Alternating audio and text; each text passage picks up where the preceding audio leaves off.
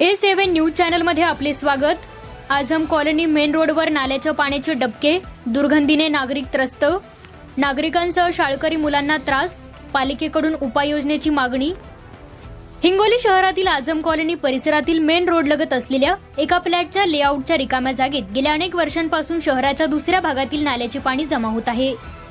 सध्या या ठिकाणी मोठ्या तलावाचे स्वरूप आले असून साचलेल्या खराब पाण्यामुळे प्रचंड दुर्गंधी पसरली आहे। या दुर्गंधीमुळे आझम कॉलनी, जगताप नगर आणि ख्वाजा कॉलनीतील नागरिक तसेच शिवाजी कॉलेजला जाणाऱ्या विद्यार्थ्यांना नाकावर रुमाल ठेवून ये-जा करावी लागत आहे। काही स्थानिक नागरिक या रिकाम्या जागेत घरातील कचरा देखील टाकत असल्याने समस्या अधिकच गंभीर झाली आहे। सध्या पावसाचे दिवस असल्याने या साचलेल्या पाण्यातून रोग पसरण्याची भीती व्यक्त होत आहे। आजूबाजूला शाळा असल्याने लहान मुलांच्या आरोग्याला धोका निर्माण झाला आहे। मेन रोड असल्याने या दुर्गंधीला नाईलाजाने मार्ग काढावा लागत आहे। सामान्य नागरिकांनी, नगर परिषदेच्या नगराध्यक्षकांनी आणि नगरसेवकांनी या समस्येकडे तातडीने लक्ष देऊन साचलेल्या पाण्याचा निचरा आणि स्वच्छतेची उपाययोजना करावी अशी मागणी केली आहे।